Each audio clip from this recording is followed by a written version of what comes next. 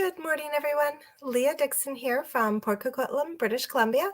I am live with my Sunday morning Celebration Sunday video series, I guess you'd call it. This is week 5, and I am highlighting the Sending Support stamp set from our Celebration offering. So I'm actually just going to zoom in on my desktop so that you guys can see this one really well. So this is one of the free items in our Celebration offering. With a $60 order, you can grab this one.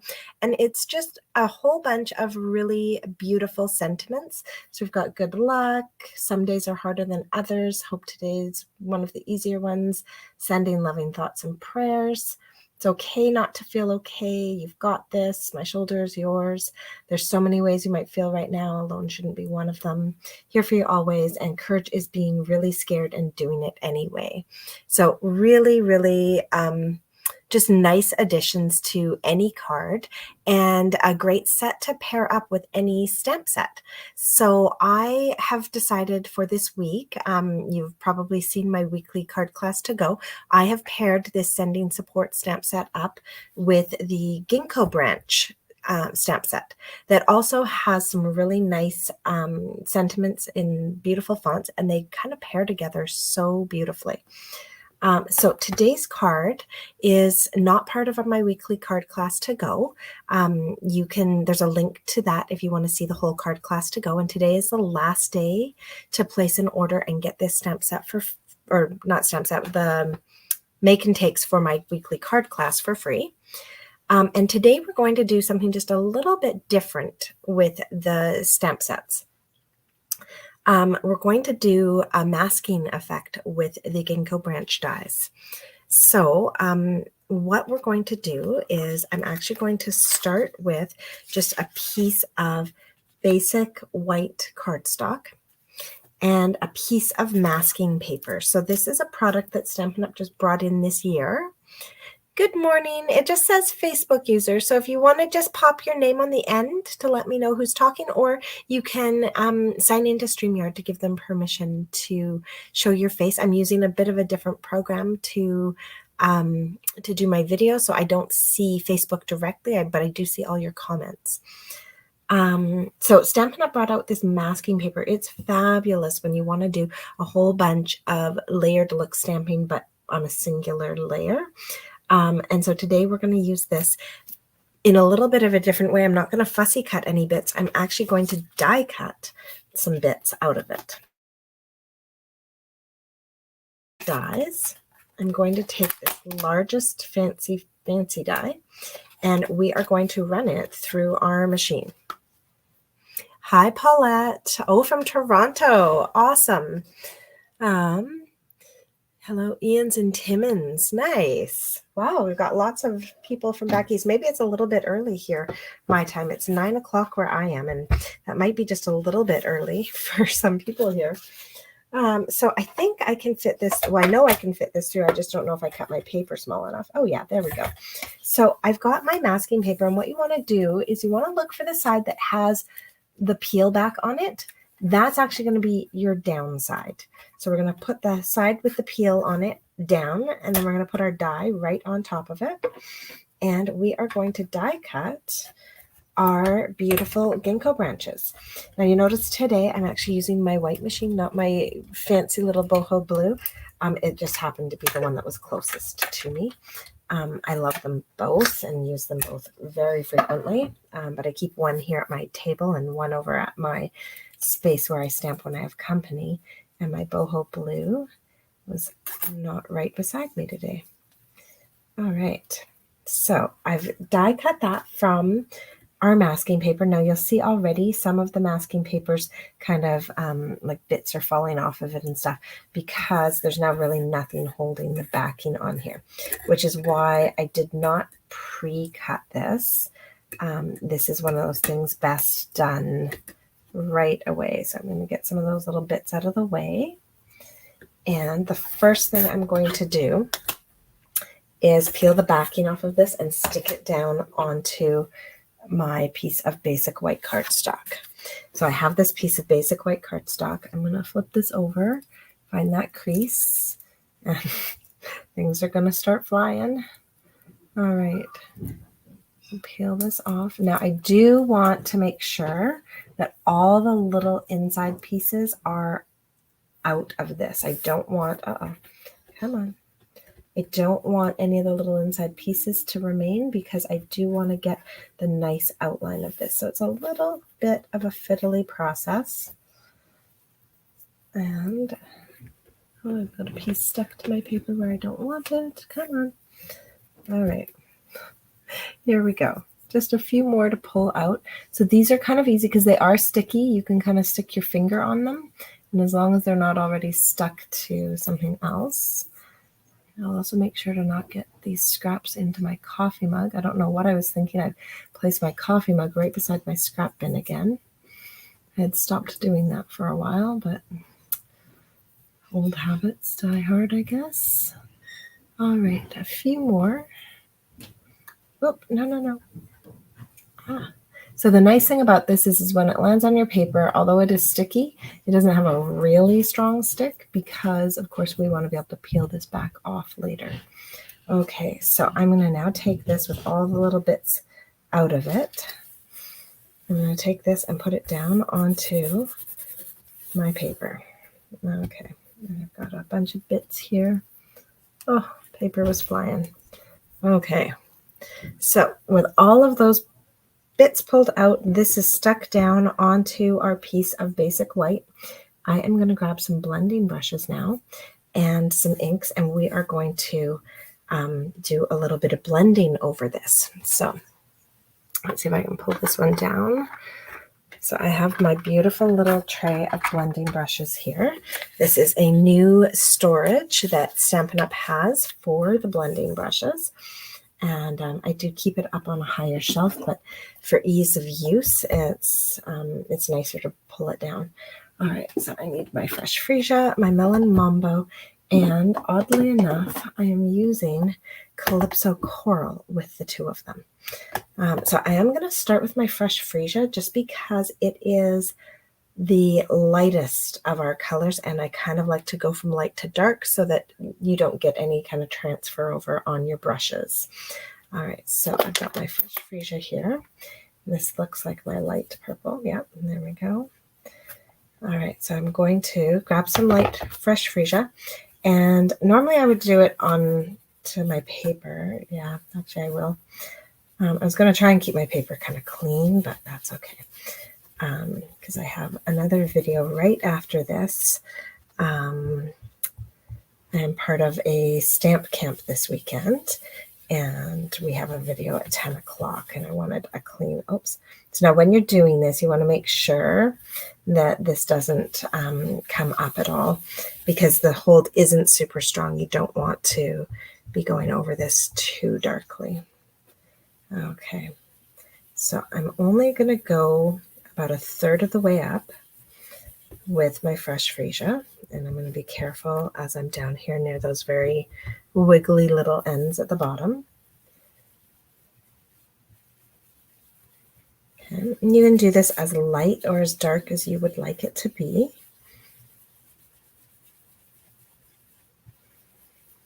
Okay. And I'm not worrying too much about going all the way out to the ends because I am going to die cut this piece afterwards. Because it's going to have the nice scalloped border on it. So I've got my Fresh Freesia done. Now I will grab my brush under my Calypso Coral. I'm going to go a lot lighter on my Calypso Coral because it can be quite a dark color. I'm going to go a lot lighter and just keep it in that center third.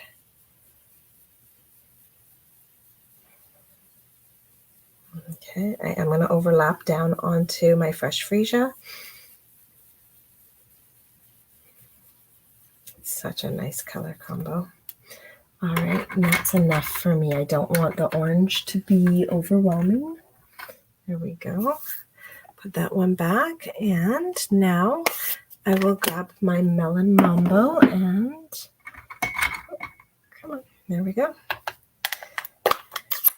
And we'll put, again, I'm going to go quite light with this one. I want it to be a lighter pink, not a darker pink. And I will overlap down onto my Calypso Coral as well. So we end up with a fairly small area that is Calypso Coral.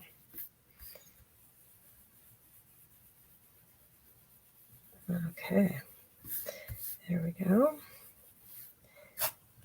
And I might actually just come back in with a little bit more Fresh Freesia. I didn't get quite the purple color that I wanted there. So let's, I wonder about doing some Orchid Oasis. I think I still have some on that brush. Oh yeah, adding just a tiny bit of Orchid Oasis over that, over top of our Fresh Freesia, just gives it the pop I was looking for. There we go. So sometimes you just have to play with your colors until they are what you want them to be. There we go. So a little bit of Orchid Oasis added in there. And like I didn't even actually add any more to the brush. I just knew I had been using it earlier this morning. And there was enough left on the brush. All right, so I'm going to put my blending brushes back up out of the way. Now with this one all done up, we can run this through and I still have masking paper attached to me. We're going to run this through the machine using our scallop contour dies. So I'm just going to put that off to the side. My scallop contour dies are a little bit of a mess. I don't have them on a magnet sheet right now. So this is going to go through, and we just want to make sure that we're getting our whole ginkgo branch in there. Now, I guess before I run it through, actually, I can reveal the magic to you guys. We're going to take our masking paper and very carefully peel it up.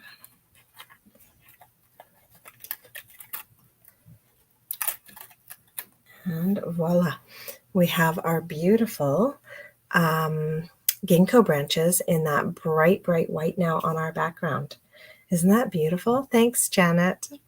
Yeah, they're gorgeous colors. Now, this guy, I'm pretty sure fits through my machine. I might just have to, I just have to trim up the edges of my paper quickly. So I'm just going to bring this down because your paper that fits through your machine can only be 3 1/4 wide. There we go.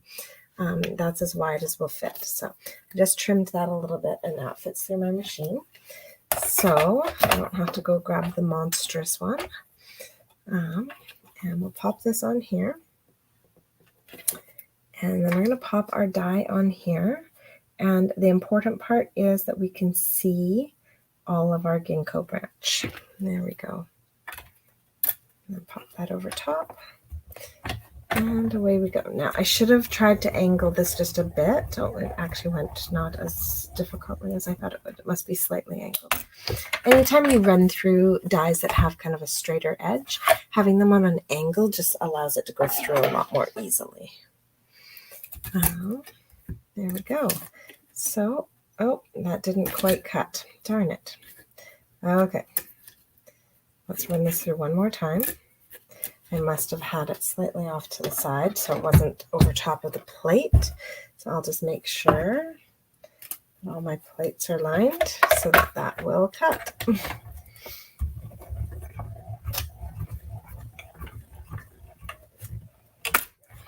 There we go. Perfect. All right. Yeah, if you don't have something underneath it, it's not going to cut. Not a good thing. All right. So we have our beautiful focal point now created for our card. You can see this one's a little bit lighter than the original one that I did. And now we can start putting our pieces together for our card. So this card is a thick basic white card base. And I'm just going to grab my bone folder here. And there we go. Just like that. I have a piece of Highland Heather, and this is not a color I use often, but I just thought it really was very springy, and I don't know, it made me happy at this time of year. So I have embossed this with our Fern 3D embossing folder. So it's just got a beautiful little texture to it. And that's going to get glued straight to our card front. So there we go.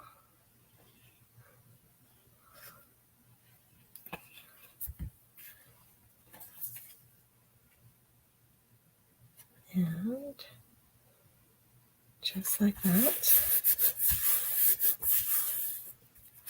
All right, so with that glued straight down, I am now going to take this piece and wrap a piece of Fresh Freesia satin edged, or no, sorry, open weave ribbon around there and tie a little bow. You could also just tie a bow, because really, like, that's all that we're going to end up seeing is the bow. The rest of it is going to get hidden. I just like doing the actual tying on here, because then it's attached to my card. I don't have to worry about an adhesive, like letting it fall off or anything. So I like to tie these things right on. And I've kind of looped it so that it's attached to the bottom bump on our scalloped label. There we go. So quite down low. And I just tied a knot. I love this open weave ribbon because it ties really nice small knots. They don't get in the way. And then I can just do my 2 little bunny ears and then fiddle with these until I get a nice bow. There we go. And just keep playing with it. If the ribbons want to loop around, let them loop around, and then put them where you want them. Okay, nice. Now, actually, it's a little bit big still. Get a bit tinier. There we go. So we've got that, and then I'm just going to snip these ends so that they stay on our card. There we go. So this piece is now going to get put onto our card front. Oh, that's still a little wild. Oh my goodness. This piece is going to get put onto our card front using some dimensionals. And not straight. We're going to put it on a little bit of an angle. So let's flip this over. I'm also going to actually scooch that bow over just a tiny bit. I'm worried it's going to get in the way of my sentiment. It's a little bit wild and crazy today. Okay. All right, so we've scooched that over. We're going to pop this around, and I'm using up scraps from my dimensionals today, it looks like. All right. So I just trim those edges down into little good-sized pieces and pop these onto our card. And put one in the middle. There we go. So we'll peel those backings off. Now this, oh, hi Cheryl. Thanks for joining. Oh, rainy Seattle. Yeah, rainy BC too. All right, so this is going to pop on a little diagonal. And then we're going to work on our sentiment piece. So I can move those off to the side. So we've got our little strip of, this is one of the labels created using the largest flagged label from our Stylish Shapes dies. And so I've just got that pre-cut, and I'm going to actually use Gorgeous Grape ink for this one. And, oh, I didn't actually get my sentiments out on blocks. That's strange. So my original sample says friend, here for you always. So the friend comes from our ginkgo branch sentiment. And then I'll just pop that onto a block. And, oh, I should see. Oh, good. I don't have to be concerned. So I'm going to just pop friend in right up near the top of our label because I want space below to put our other sentiment. And then we're using the here for you always as the sentiment from our sending support. And I'm just going to clean this up. and swap the blocks here. I actually have all of my blocks in use. I've been playing with the Taco Fiesta